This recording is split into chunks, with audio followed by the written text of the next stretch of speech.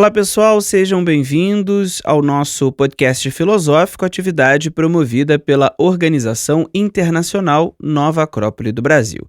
E nesta série de podcasts estamos comemorando o Dia da Arte, que é celebrado pela Nova Acrópole em todas as sedes do mundo.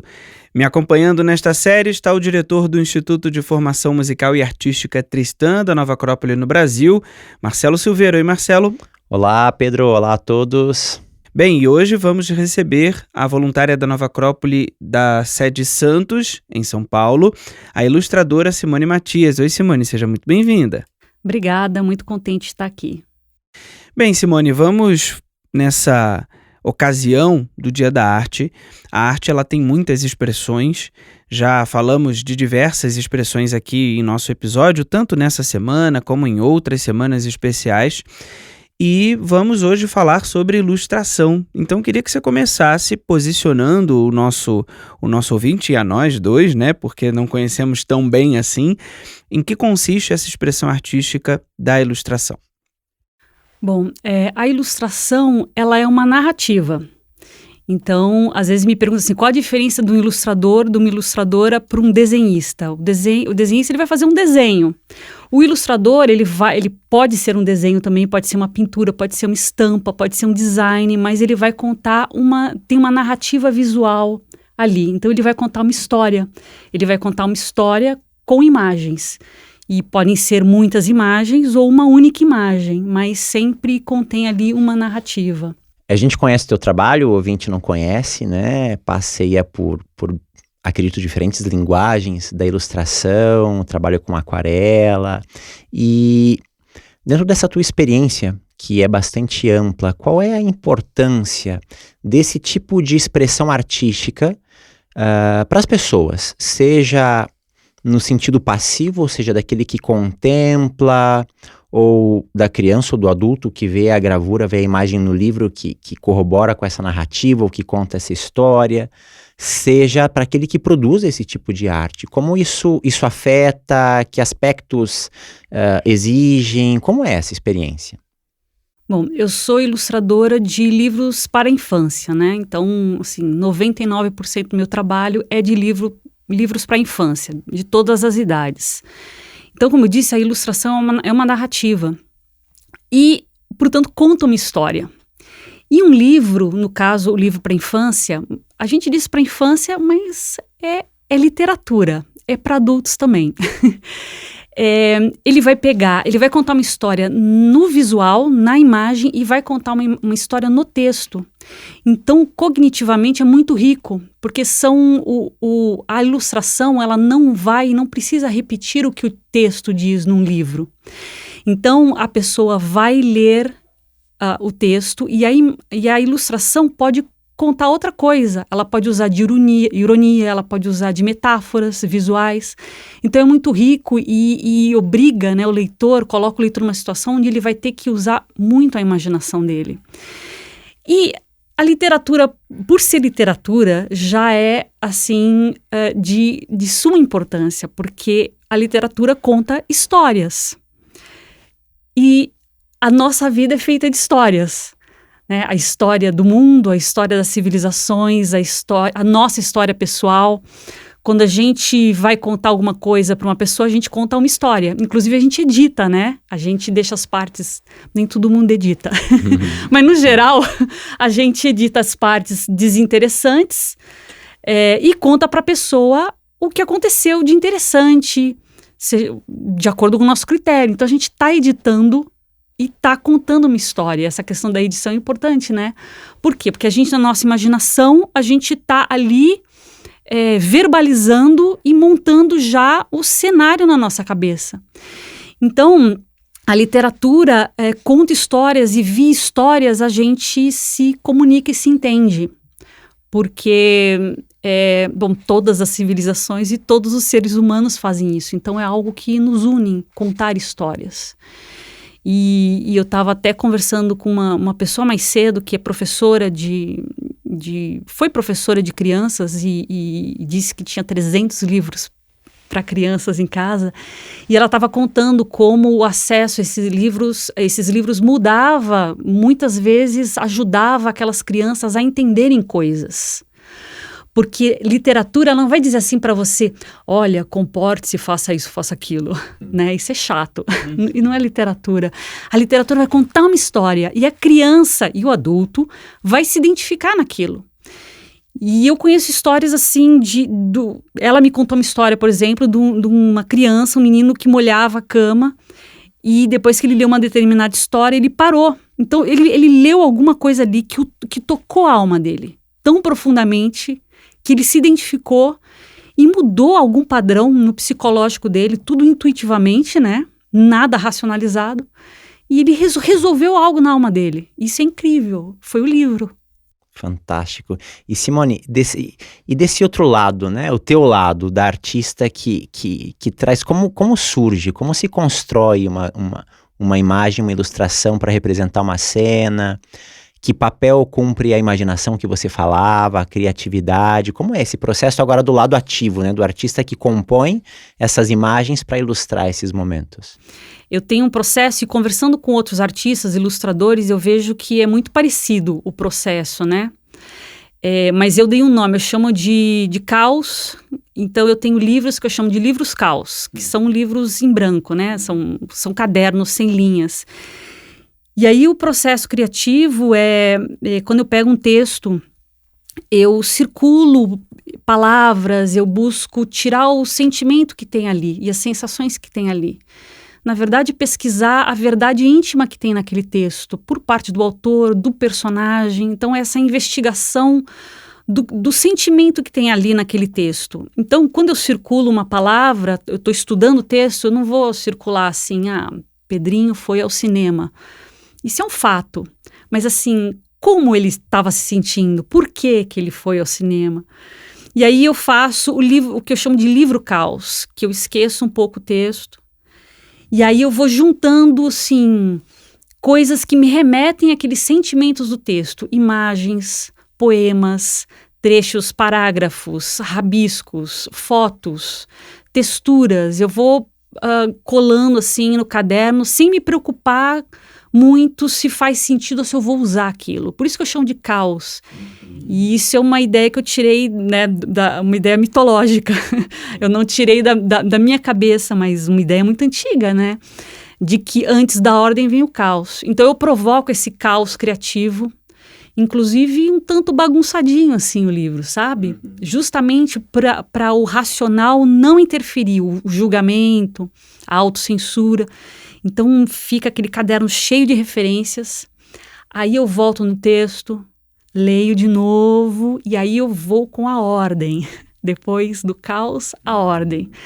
Aí eu vou ordenar as ideias, essa serve, essa não serve, essa serve mais ou menos, mas se eu mudar aqui fica perfeito. Então eu preparo um terreno antes, com a imaginação de fazer, porque eu estou fazendo relações, né? E aí eu ordeno aquelas ideias e aí já não é mais aquele papel em branco, que aí fica muito difícil de criar, né? Você sentar na frente de um papel em branco não vai sair nada. Por isso que eu chamo de caos. Você precisa ter de onde tirar o material que você vai desenhar ou pensar. E é dessas referências da tua vida, né? Porque, lógico, são coisas que eu gosto, que fazem sentido para mim, imagens que eu amo. Então, esse é mais ou menos assim, o processo. Simone, você fala de contar uma história a partir de imagens, falamos já da imaginação, você contou aí o teu processo criativo. Queria entrar um pouquinho mais nessa ideia da imaginação, né? Bem, temos outros episódios aqui do nosso podcast filosófico que fala dessa potência da nossa psique. Como você enxerga o impacto da imaginação nesse teu processo criativo e como o público recebe? Então, você tem as tuas referências, você tem a tua experiência, o público tem a experiência dele, as referências dele. Como você entende que essa imaginação pode impactar o teu público e num sentido mais interno mesmo, mais íntimo no teu processo criativo, depois desse caos, né, quando vem a ordem, que critérios você costuma utilizar para validar se essa imagem vai chegar de uma maneira mais fluida ou provocativamente mais irônica, mais cômica? Quais são essas nuances aí do teu processo criativo nesse detalhe? Eu acho que é bem intuitivo e durante esse processo, né, que eu falei do caos e da ordem, eu procuro buscar a verdade íntima daquele texto, que é lógico, para mim pode ser uma e para outra pessoa pode ser outra, aí é que tá. Tanto que se você der o mesmo texto para diferentes ilustradores fazerem, vai sair diferente. Isso é fascinante, isso é maravilhoso. Mas por trás dessas diferentes abordagens que um ilustrador pode fazer num texto, existe uma verdade humana a respeito daquilo. Um sentimento, uma sensação, uma ideia, algo que as pessoas compartilham. E aí é que acontece a comunicação entre o ilustrador ou o escritor e os leitores, seja o leitor da ilustração, também leitor da escrita. É aí que acontece a comunicação e a gente se encontra. Eu quero aproveitar, né, não perder a oportunidade que você está aqui, porque eu já vi você desenhando por aí muitas vezes, né? Para no meio do caminho e senta e começa a desenhar e acho isso super bacana e especial. E já vi algumas das suas aquarelas, né? Uma técnica, assim, muito bacana e não conhecida de todos. Eu penso, né, eu não conheço tanto disso, mas eu tenho a sensação que a aquarela ela traz consigo uma série de elementos que inclusive se vinculam com propostas filosóficas, porque você não pode jogar tinta de qualquer maneira, enfim. Quer contar um pouco pra gente sobre esse tipo de trabalho também? Como a aquarela, né, se relaciona com essas coisas? Eu conto e não é aquarela, é tinta acrílica. Então eu vou falar da tinta acrílica, mas você tem razão, a aquarela tem seus desafios. Eu gosto da tinta acrílica e trabalho com tinta acrílica porque eu gosto de tinta grossa no papel. Uhum. E amo muito, quando eu comecei como ilustradora a desenhar, eu amava muito a pintura em si. Então eu queria pintar. E muito amor aos impressionistas, que eu amo. E a questão das cores, a questão da luz, da capacidade que os impressionistas tinham de mostrar cenas do cotidiano, mas me parece assim extremamente lírico, espiritual. Então eles tinham a capacidade de pegar, e era a preocupação deles, né? Pegar um momento ali, breve, da mudança da luz, mas eles conseguiam pegar uma profundidade daquele um momento que tinha uma eternidade ali. Não que eu seja capaz de fazer isso, mas me inspira. E é na inspiração que a gente vai se desafiando. Cada novo trabalho é uma nova chance de chegar um pouco mais perto de algo que eu tenho na minha mente, de que eu gostaria de alcançar e gostaria de tocar as pessoas. Eu não sei se o que apareceu primeiro na sua vida, se foi a ilustração ou se foi a filosofia. Em alguns casos uma coisa vem primeiro, em outras outra. Mas se você pudesse contar um pouco pra gente como esses dois mundos se relacionam, como filósofa professora de filosofia da Nova Acrópole, voluntária há muitos anos, e ao mesmo tempo como ilustradora, como artista, esses mundos confluem, como eles confluem? A filosofia e a ilustração começaram meio que ao mesmo tempo na minha vida. Então, quando eu comecei como ilustradora, eu também estava começando em Nova Acrópole. E eu acho que a filosofia é inevitável, acaba permeando o meu modo de vida e a maneira como eu vejo as coisas. Né? Até o processo criativo eu nomeei de caos e ordem. Isso eu tirei da filosofia. Então, é inevitável, eu vou colocar essa visão filosófica no meu trabalho, que não de maneira óbvia. Me parece que, assim, a minha busca é por beleza, que é algo, às vezes, mal entendido, né?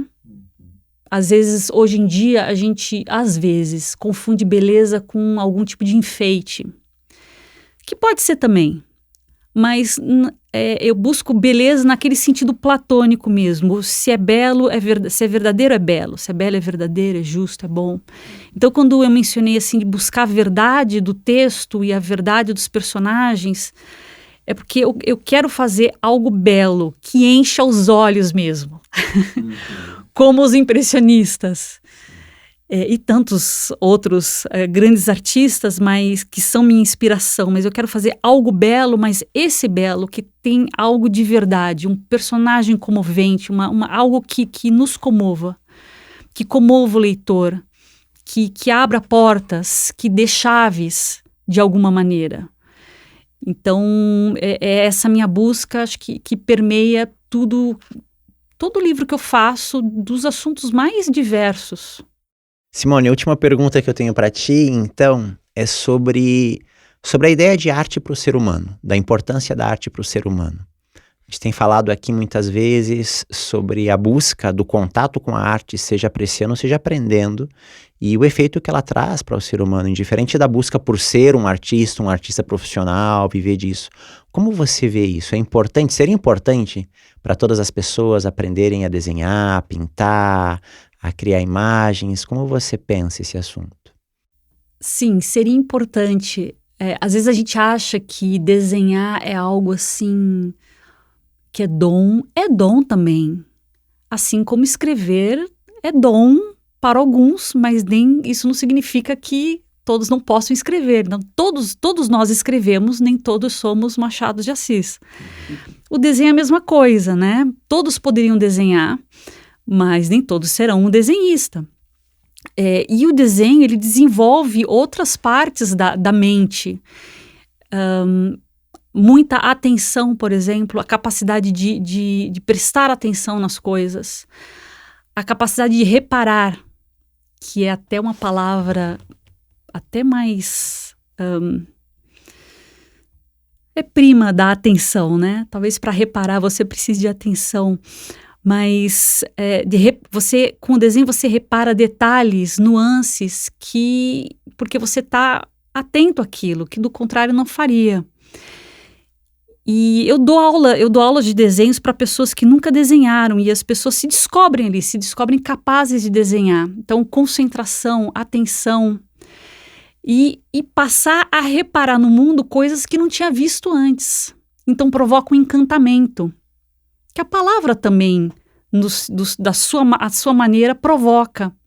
Então, na educação, seja a palavra, seja o desenho, seja a pintura, eu acho que a arte provoca esse encantamento, no melhor sentido da palavra encantamento, que é o encantamento com o mundo, com a própria vida, com as histórias, de como as coisas funcionam, que é o encantamento da criança pequena, né?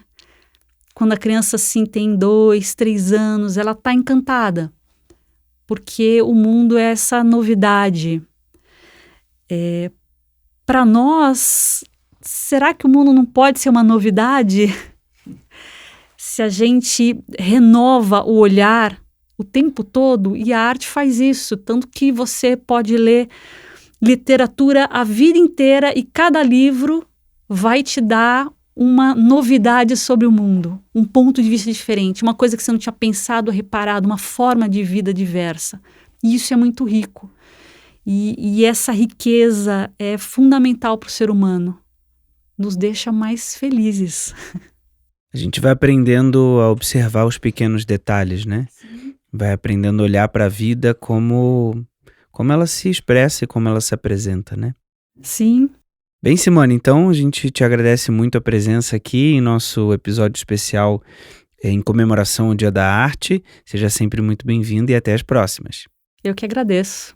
Marcelo, até os próximos. Eu que agradeço também. Obrigado, Simone. Obrigado, Pedro. Bem, para você que está nos acompanhando, então, este episódio você pode acompanhar pelo nosso site, o nova-acrópole.org.br/podcast. Por lá você ouve este episódio e outros da nossa série de podcasts em comemoração ao Dia Internacional da Arte e, claro, todos os temas que publicamos semanalmente no nosso podcast filosófico. Até a próxima!